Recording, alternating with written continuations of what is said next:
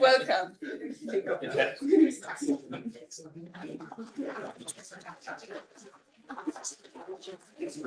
Great, and that makes us actually almost right on time, maybe just 3 minutes in advance, but it's always good to be a little bit early. So that moves us into the plenary session, which I'm happy to be moderating. So the plenary session is titled Intergenerational Relations and Ageism in the Age of Climate Change. And this brings together some of the most pressing questions of our time, how we relate across generations, how age-based discrimination shapes our societies, and how all of this intersects with the climate crisis. And this intersection is perhaps more clear than in this country specifically, as you find yourself in now. If you remember back in 2018, outside of the Swedish parliament, you had a young 15-year-old girl at the time who started her school strikes for the climate, which later turned out to be a global climate movement. And of course, I'm talking about Greta Thunberg, which I think all of you are familiar with.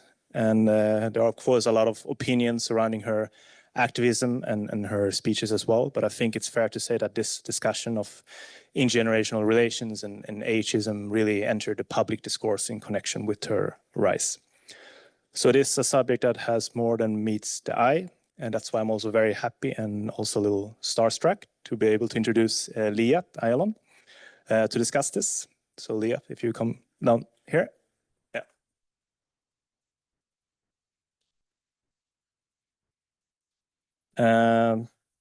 So I've encountered Liat and many of her articles in my own research, and it's good to be able to hear her speak here in person.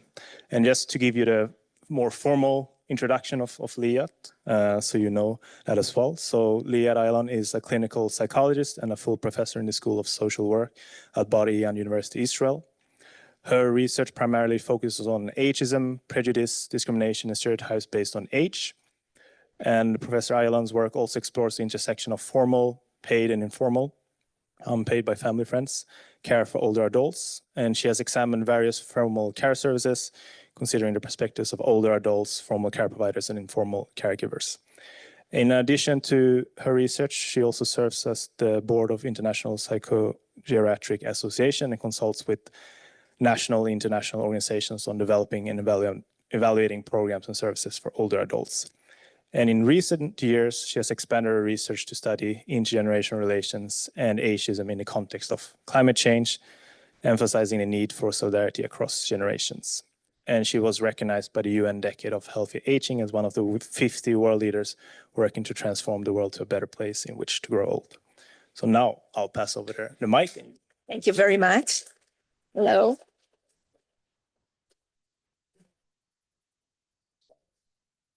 Thank you, Nico, and thank you, Andreas, for inviting me here and giving me the opportunity to talk about the topic of climate change and aging, with a particular attention to the topic of intergenerational relations. And I have to say that after hearing these introductions, I would say that my talk really fits into the title of the conference. So it was a good choice. I'm going to start with a poem by Drew Dellinger, which I think really makes it very clear why intergenerational issues are so interwoven in the topic of climate change. I will read it, but I will let you also read it yourself. It's 3:23 in the morning and I'm awake because my great-great-grandchildren won't let me sleep. My great-great-grandchildren ask me in dreams, what did you do while the planet was plundered? What did you do when the earth was unraveling? Surely you did something when the season started failing, as the mammals, reptiles, birds were all dying. Did you fill the streets with protest when democracy was stolen? What did you do once you knew? So I always say that there are many things that wake me up at night. One of those things is also the issue of climate change. And and Greta Thunberg definitely was an inspiration to at least one line of research that I took, which was intergenerational relations and how they play a role in the climate discourse. So I'm going to start my talk today by briefly talking about the effects of climate change on older person's mental health, both from a direct effect, but also an indirect effect. And then I will talk about social relations in the context of climate change, both about loneliness and social isolation. I will conclude with recommendations for policy and practice with a particular focus on the importance of intersectionality, with the understanding that it's never age alone and it's always other social attributes that we have to take into account. So before I start, I think it's really important to acknowledge the fact that climate change is a direct violation of our human rights because it affects our access to clean air, to water, to food supply, and to shelter. In the case of older persons, there is no doubt that they are the most susceptible population as a whole, actually, to the physiological effects of climate change. Definitely higher levels of mortality in older persons, lots of cardiovascular events, diabetes, and so forth. At least part of it is attributed to physiological susceptibility. We know that older persons have a weakened immune system, chronic health conditions, disabilities, polypharmacy, all of these things make them more susceptible. In this talk, I will also talk about the other aspects that possibly make them more susceptible. So it's never just age and it's never just physiological susceptibility, but that's definitely one of those things. When it comes to the mental health effects of climate change, there is documentation to show that older persons exposed to climate events are more likely to report stress, trauma, anxiety, depression, even suicidality and substance abuse.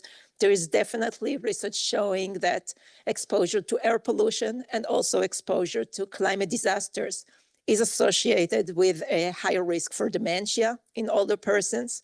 So we know that, but I would put a question mark about the following.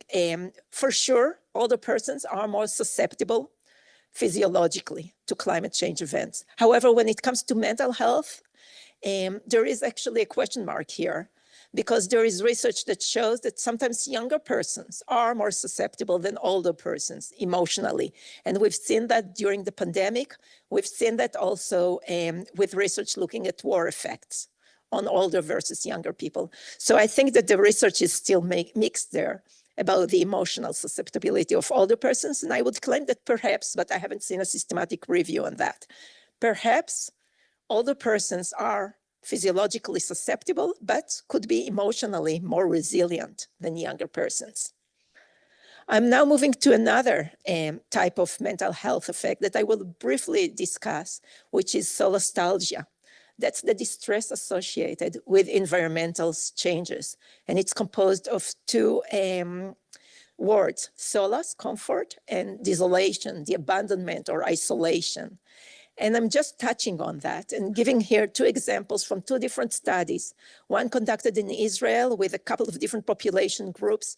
I brought one quote from an Israeli Arab, the other one with a Nepali older person. So totally different populations, but I think that these quotes, which I'm not going to read now, really bring the emotional impact and physiological impact that older persons experience as a result of these changes in the environment that really bring a lot of distress. I'm just going to read one or two lines from one of the quotes. I miss a lot.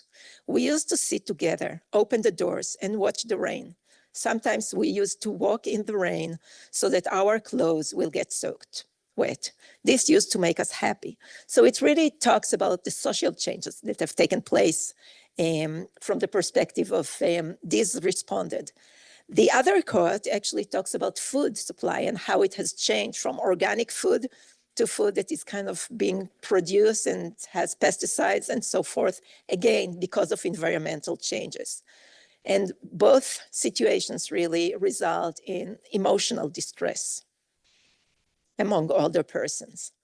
I'm now going to move to indirect effects on older persons and how these indirect effects have mental health consequences. And I will talk about three possible indirect effects. One is ageism. Then I will talk about eco-anxiety, eco-grief, eco-depression, eco-guilt, or worries related to that climate change issue. And then I will briefly touch on elder abuse and neglect. So ageism is defined as stereotypes, prejudice, and discrimination towards people because of their age, and it can be really directed towards young and old. And I have to apologize that even though I know that actually there is some research to show that in the climate change discourse, younger persons also feel quite a lot of ageism. I'm a gerontologist, so I will devote the talk to older persons' experiences, a lot more to the experiences of younger people. Nonetheless, we know that ageism is definitely associated with the type of intergenerational relations we have in society. High levels of ageism usually are associated with a lot of tension and conflict between the generations, whereas solidarity and collaboration between the generations can result in reduced levels of ageism.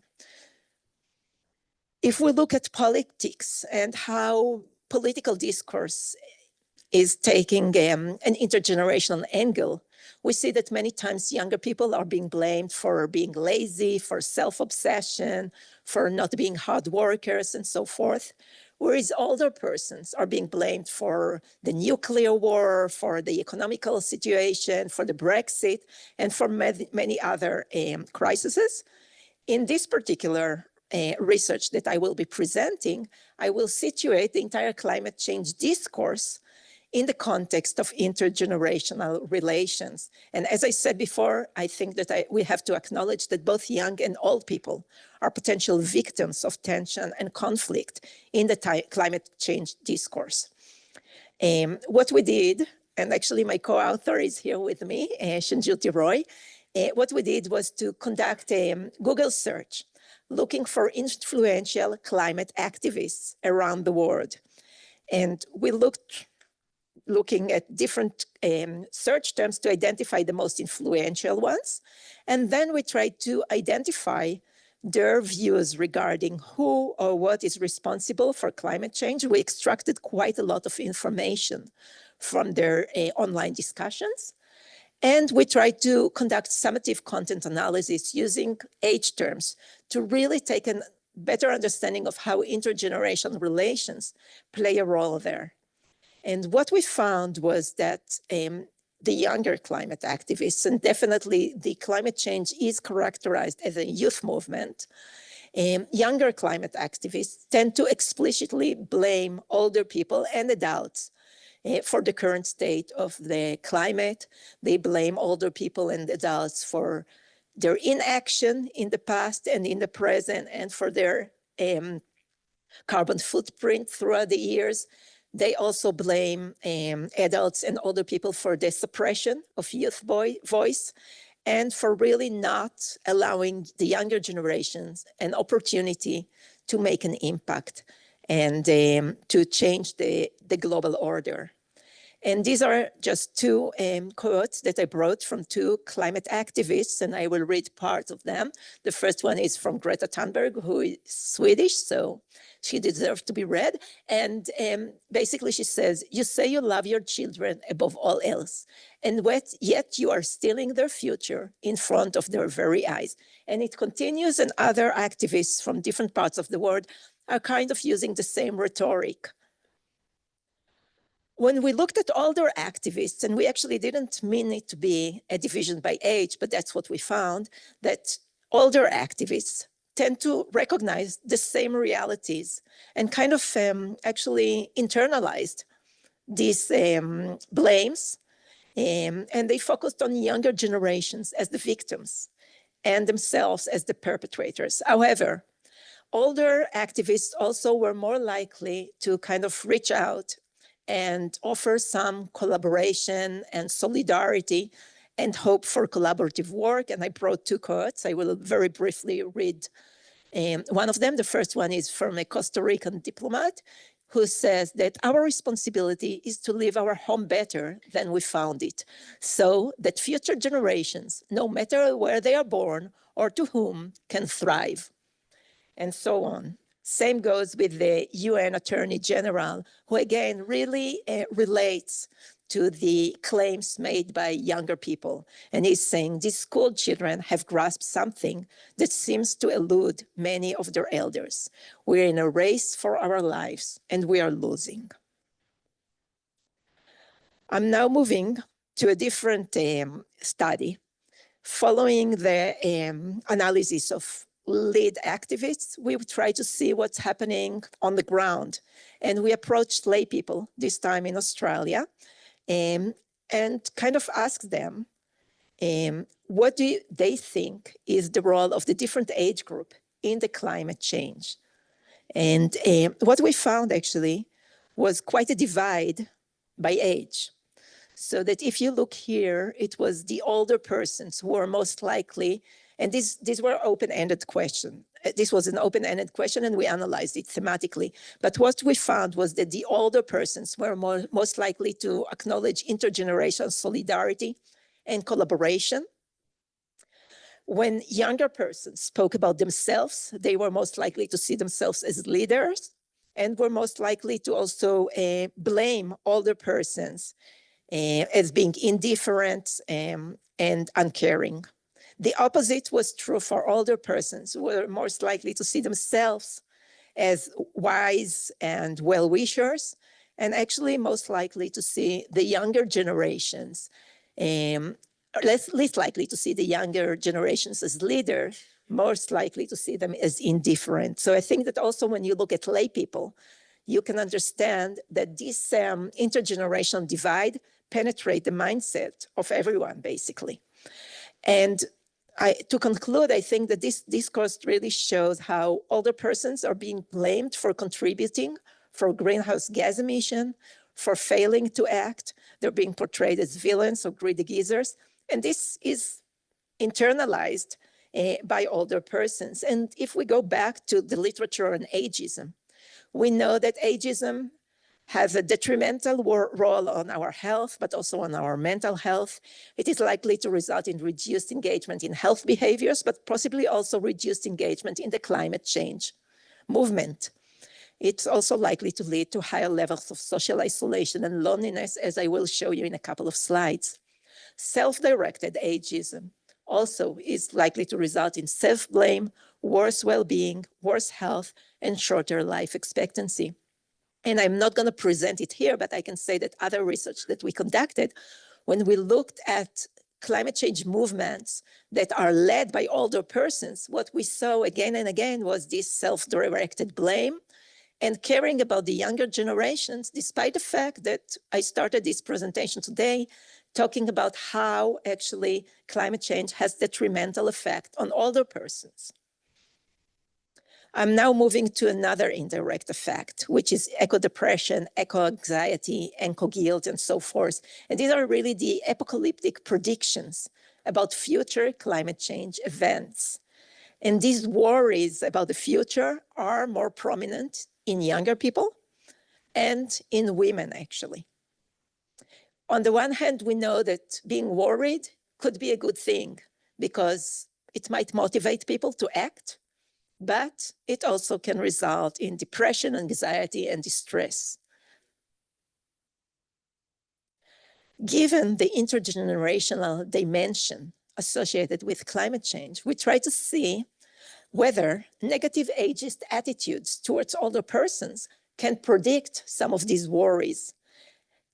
So we conducted a survey study where we administered an ageism measure, that's the succession, identity, and consumption. And you have some examples of questions here from the survey. And we try to see whether this measure of ageism can predict worries both about the effects of climate change on my own health, the effects of climate change on younger people in my family, on older people in my family, and the willingness to pay higher taxes to fight against climate change. And what we found was that overall, ageism actually predicted both worries about climate change and willingness to pay.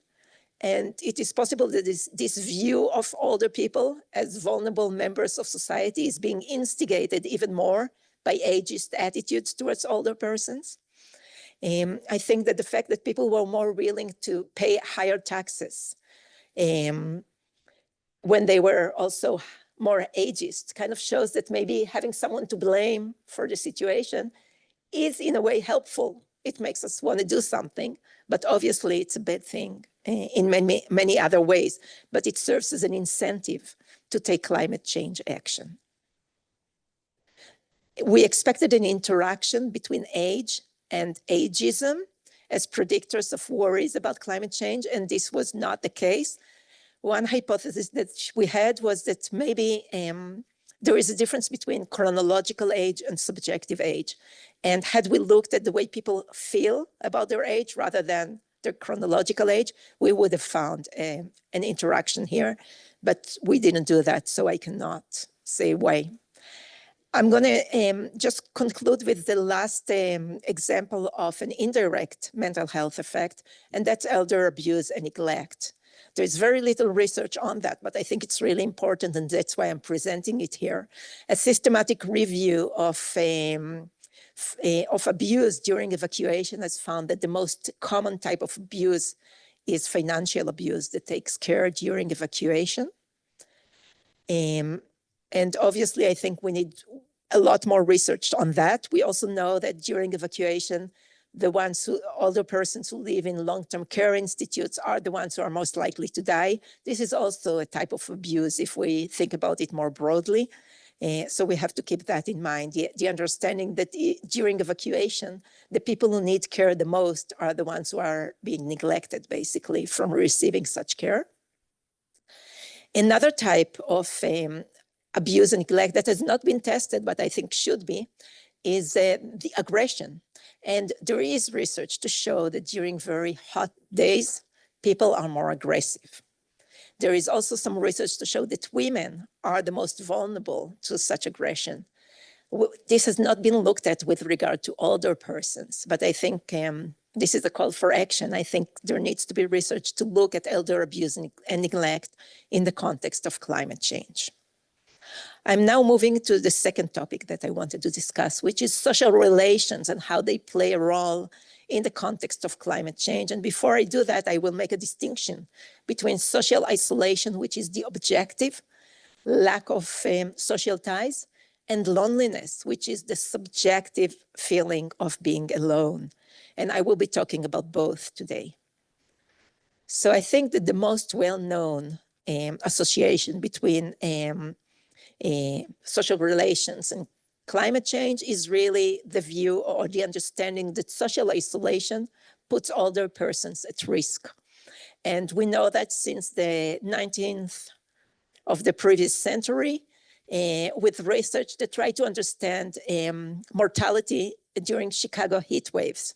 And what they found was that it's not old age alone, it's older persons who are socially isolated, who live alone in neighborhoods that are hard to come by. These are the people who are most likely to die. So again, as I said, it's never age alone. Social isolation is a huge risk that makes older persons a lot more susceptible to the effects of climate change. What about loneliness? And I'm going to present here quite a few models of the relationship between climate change and loneliness. And I'm going to start with a spurious relationship. Maybe there is no relationship between climate change and loneliness. We know that both climate change and loneliness have similar outcomes. Cardiovascular events, depression, anxiety, mortality, both are associated with climate change and with loneliness, but climate change and loneliness may not be related.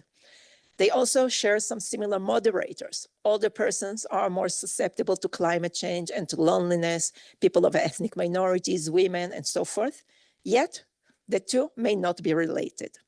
However, a different model could suggest that actually there is a link between climate change and loneliness, and here I present a macro level link, which means that the environment is changing, and as a result of this changing in the environment that are brought by the changing climate, many people migrate, and this results in the disruption of social network, social isolation, and higher levels of loneliness in older persons.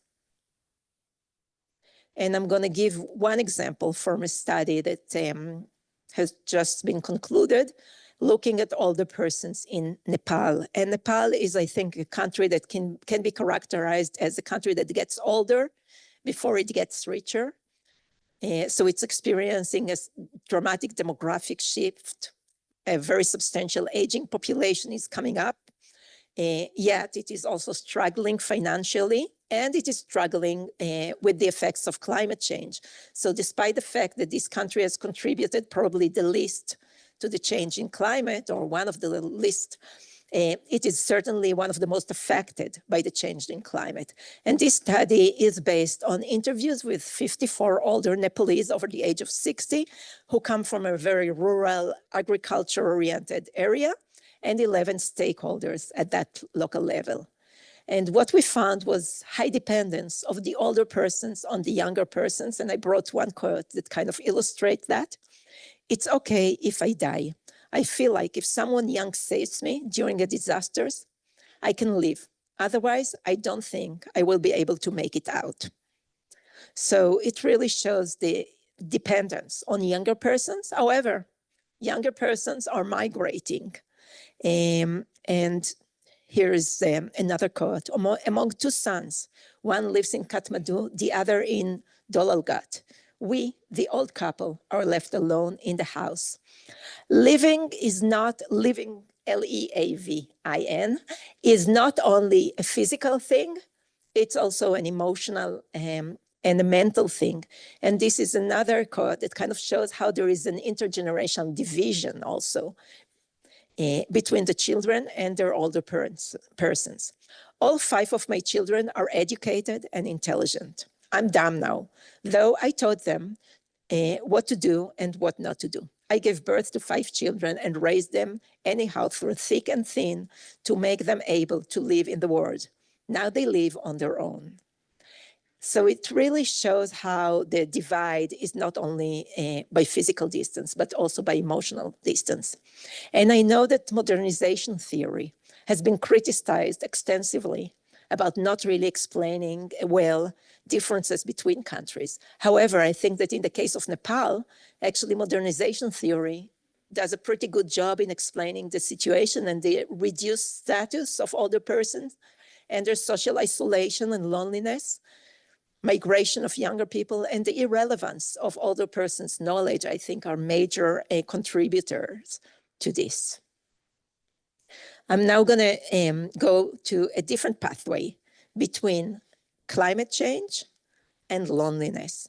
And this pathway really looks at ageism. And I've talked a lot about ageism and how it could be related to climate change. And we looked, and basically we know that once people experience ageism, they're probably going to experience social exclusion, social isolation, and there is research to show that it's also related to loneliness. So we try to test this in a very large sample of over 30,000 individuals based on the LASI, the longitudinal aging study of India. And basically this model actually was supported by the data. And we looked both at climate-related disasters and at man-made disasters. We had some hypotheses that this would be different, but actually, regardless of the type of disaster, people who experience such disasters were more likely to report higher levels of ageism, higher levels of social isolation, and higher levels of loneliness. And the last model, the last negative model that I will talk about is really from climate change to loneliness via individual experiences. When I started this talk, I spoke about the many medical conditions and even increased mortality that are associated with exposure to climate change. All of these are associated with the disruption of social network, social isolation, and higher levels of loneliness. Same goes for social and health behaviors. When it's extremely hot outside or extremely cold outside, or there is a storm, people are not going to engage in health behaviors. And this, again, is likely to disrupt their social network and lead to social isolation and loneliness. I'm now moving to a more optimistic angle, which is an opportunity, actually, for intergenerational solidarity. And this is based on interviews that we conducted with climate activists, but this time not the most prominent, just people like you and me who are working towards having a better climate in the world and coming up with climate solutions. And it was really interviews with climate activists from different world regions. And their message to us was that we really need to learn how to foster compassion from younger people to older people through forgiveness, empathy, and understanding, and also from older persons to younger persons through advocacy, lifestyle changes, and the transmission of knowledge and skills. And if I touch the transmission of knowledge and skills, I can say that in our interviews with older persons in Nepal, it was very clear that a lot of the lost knowledge needs to be regained now to really address all the climate change challenges, and that older persons really have this knowledge that has been forgotten in the past decade or so.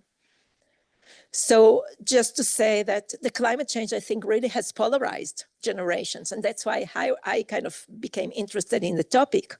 However, it also has a potential to bring all parties together on deck, to work together, to unite behind the science, and to really collaborate. And this is the really final model that I'm showing between climate change and loneliness. And this time it's an optimistic model, which says that perhaps through involvement in climate change movement, through pro-environmental behavior, not the type of involvement that kind of blames and instigates generations against one another, but a type of collaboration that brings generation to work towards better climate adaptation and monitoring. People, both older and younger people, will derive better sense of meaning, purpose in life, self-efficacy, and this will also result in increased social connectedness, and as a result, reduced loneliness this time. So just to conclude my presentation, I really would like to highlight the fact that, again, as I started today, it's never age alone. There are many other social attributes that we have to take into consideration. I spoke about social isolation as a major factor. Definitely physiological conditions are major factors, geographic location, socioeconomic status, all of that is going to make the differences of older persons worldwide quite different. For instance, if I spoke earlier about the mental health effects of climate change, if we're looking at people, older people with mental health issues, these people are going to be the most susceptible, obviously, to the negative effects of climate change because they're already characterized as having limited social support, living in poverty, and likely to experience violence, abuse, and neglect, even regardless of climate change situations. So I think that we also have to remember the role that social and political and economic institutions play. And I think that Nico kind of alluded to that. So really, older persons are susceptible, but their susceptibility becomes prominent because of the failure of those institutions that are there to protect them, to actually do the job. And we should not talk about natural disasters because they're never natural. Natural hazards occur, but natural disasters are not natural. They're man-made. They're our failure, basically, to protect the most susceptible members of the population. So I think that really take-home messages for those of you who are doing research, for people who are interested in policy related to that.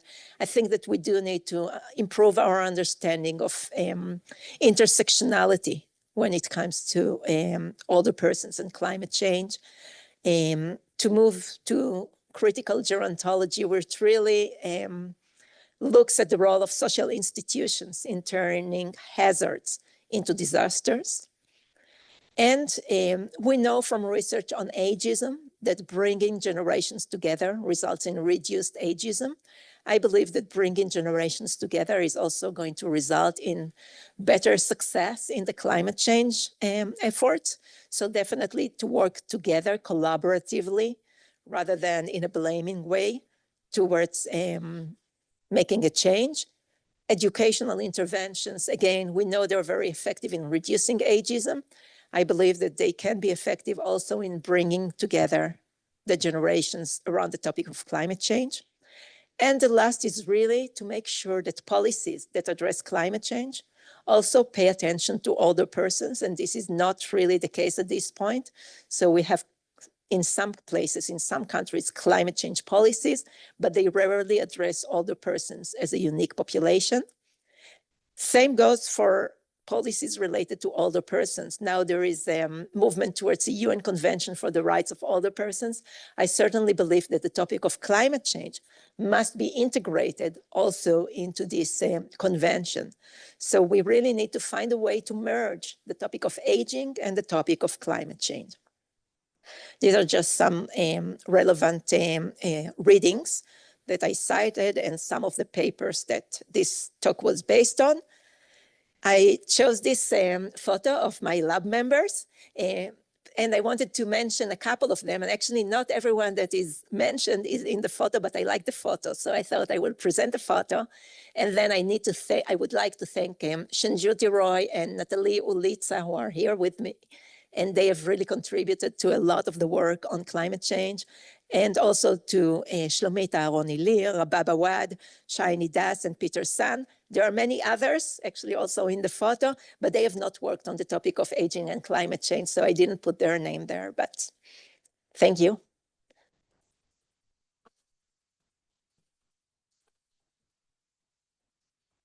Well, I think you can hold on to this mic because we got this fun box, which is where the audience asks questions, and that's also for the recording of the session.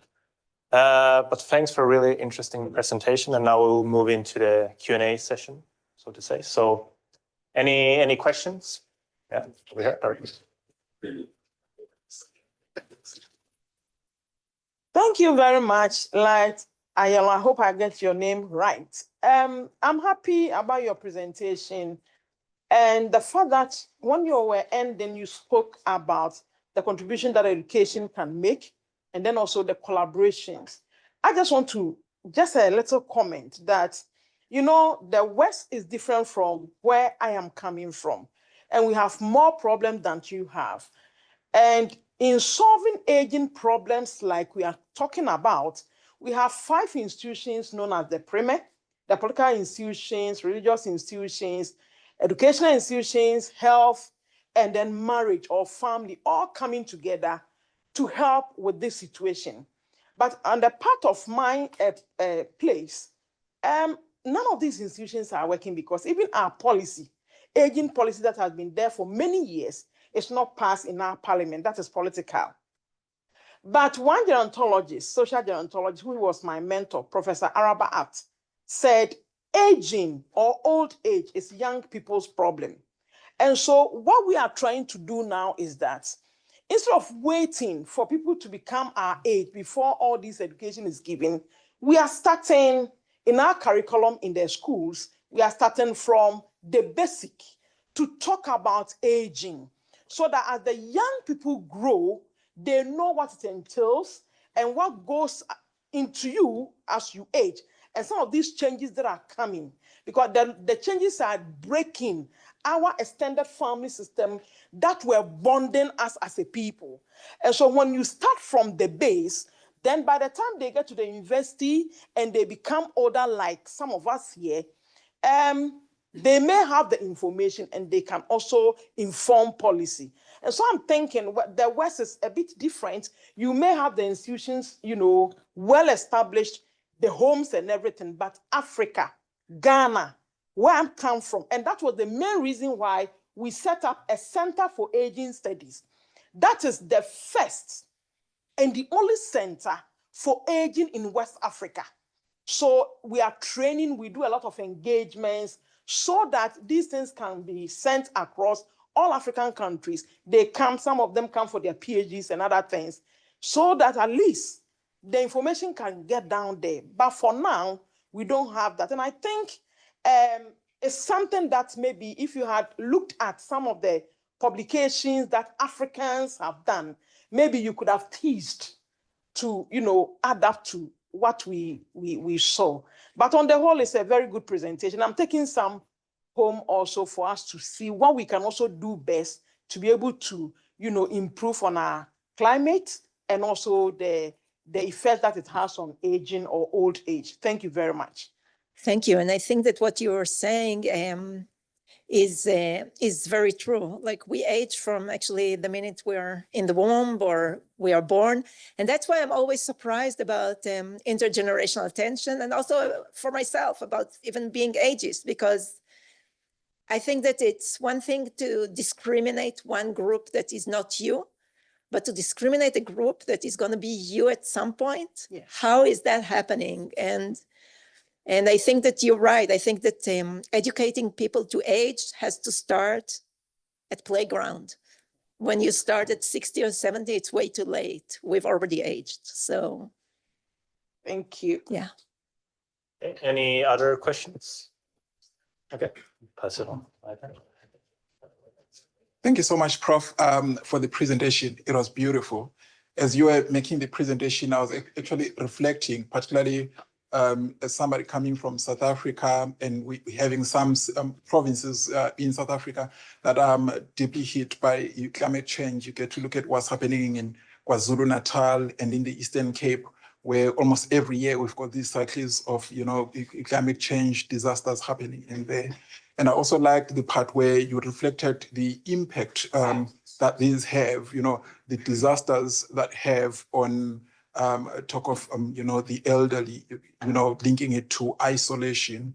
And as you were saying that, I just wondered if perhaps even the findings and including your recommendations, whether the same can be transposed to any form of disaster. And as that came into my mind, I was even thinking of the disasters that, the elderly could be faced with in the situation, look at the tensions between Israel and Gaza and looking at the elderly in those areas.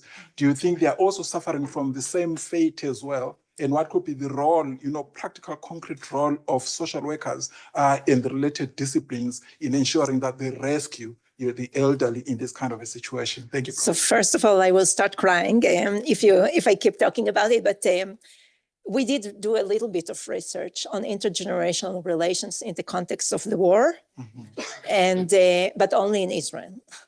And what we found was actually increased intergenerational solidarity. And climate change is kind of a risk that affects everyone, but there are scarce resources that have to be divided, and you can't really put a blame on someone. Where is the war? There is an external invader, and when there is the out-group, then there is the in-group. So what we found was actually more solidarity within Israel between the generations during the war, with younger people being seen as contributing to society, with older persons being seen as valuable to society. And I mean, it's not a good practical message, but what we found was really that having an external enemy makes people unite, basically. Whereas climate change is not like that. Actually, when you look at the international discourse, it's very different. People are divided. Perhaps it would be best to also maybe, where time permits, to also extend it to try and see the state of the elderly in Gaza as well, and see if that dynamic also comes in as well. I am not the right person to do that. I think that people in Gaza will have to do that. I don't think that, I mean, we're getting into, I don't have access to even think about that. Yeah. Definitely, yeah, there are so many things that's, No, it's understandable. Just saying that as a social worker, we can't